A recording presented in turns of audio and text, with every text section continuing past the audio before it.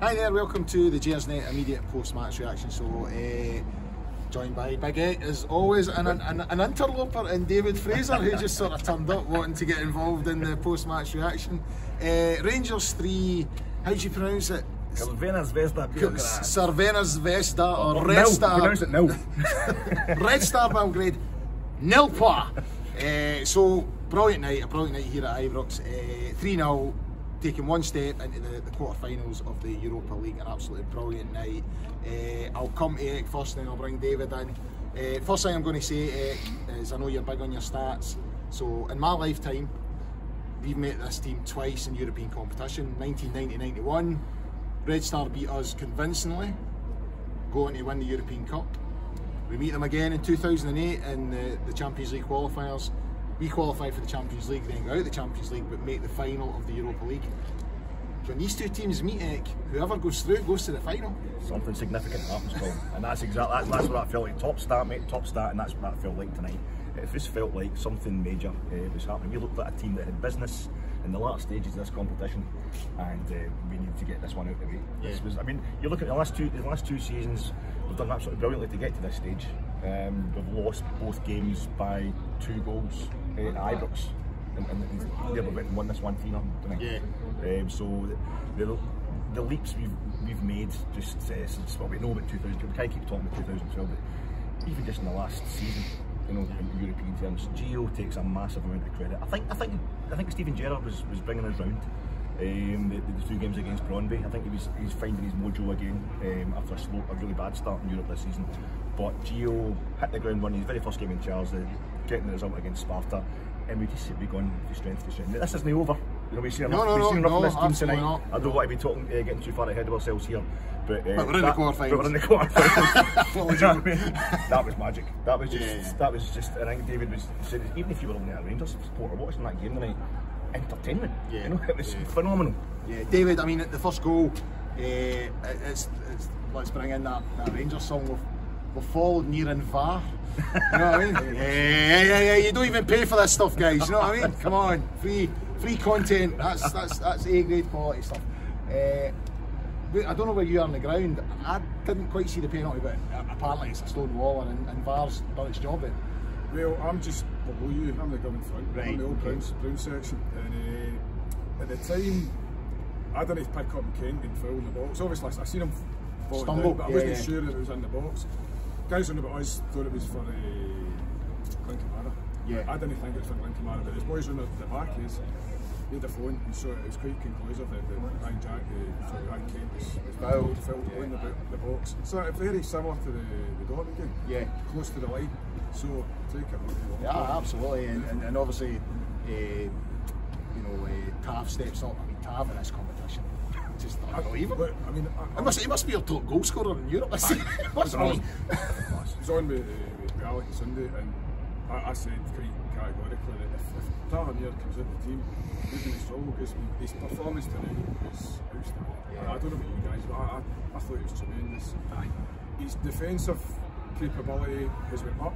He seems to raise his game for games in Europe. Yeah. And he's dribbling with the ball for a right back. It's tremendous. I mean, I'm just too young to remember Sandy Jarman. Sure.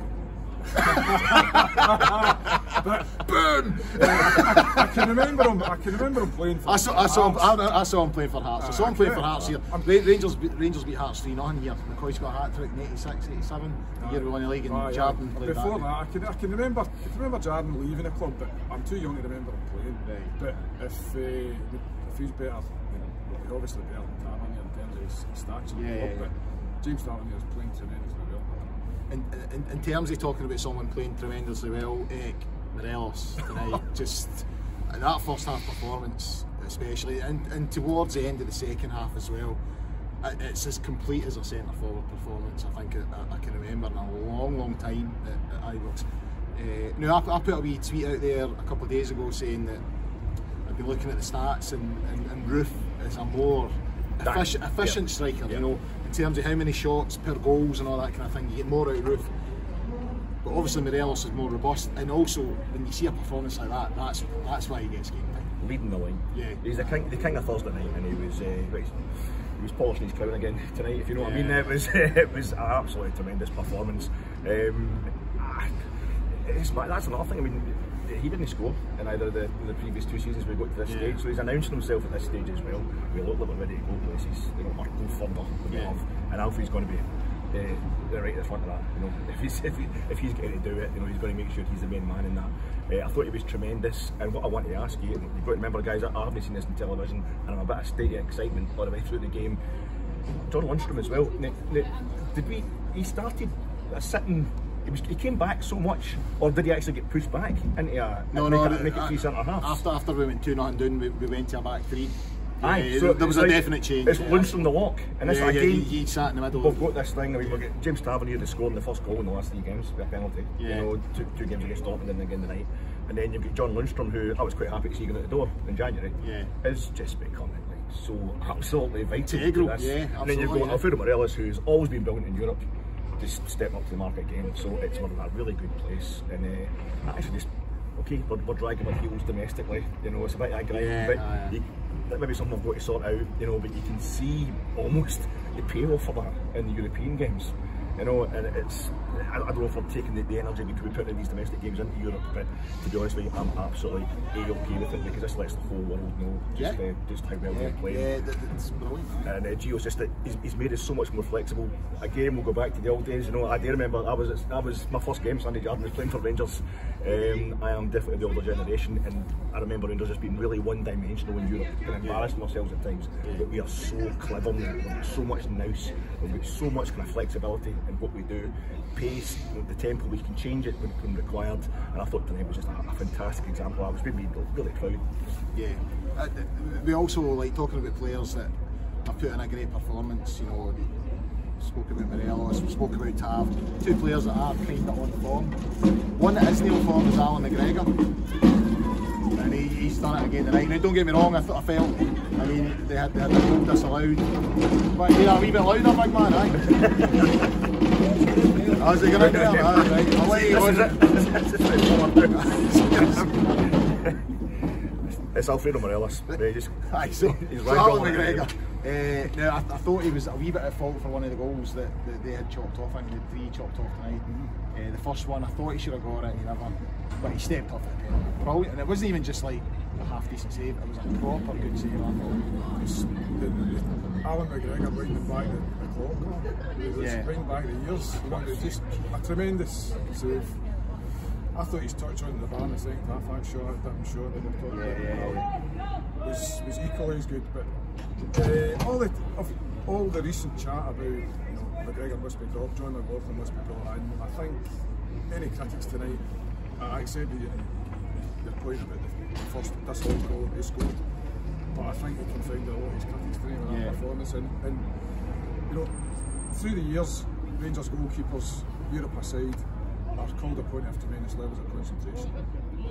For vast swathes of games and domestic action, they don't do very much. They're called to do a lot, and they're called to have tremendous levels of concentration. Tonight, similarly, they a heck of a lot to do for Alan, but when he was called upon, he delivered. And that's why he's in the team. I've got to fess up. I mean, it broke my heart to say it. It took me half a minute to get round to actually making the point on the pod once, but I did say that I thought, you know, after the performance, Ross County and a few other ricks this season, I thought it's time for Alan to maybe step aside. I still think there's an argument to say there is, you know, but he done well tonight. Maybe coming out for corners and what have you.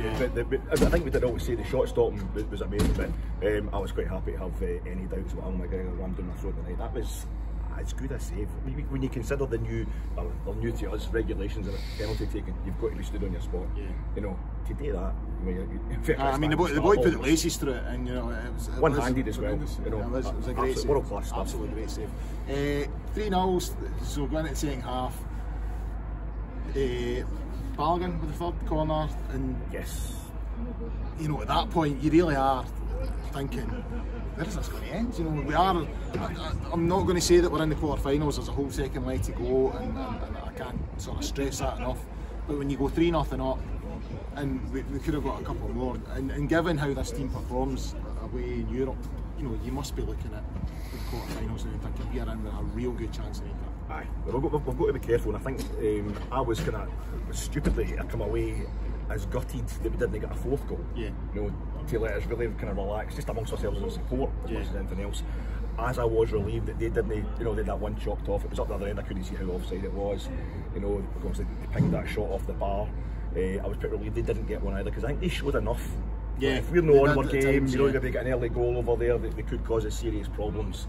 You know, but I think just when you look at how good they could be, Red Star, the fact that we've beaten them 3-0, it's absolutely tremendous. And again, you can talk about that maturity.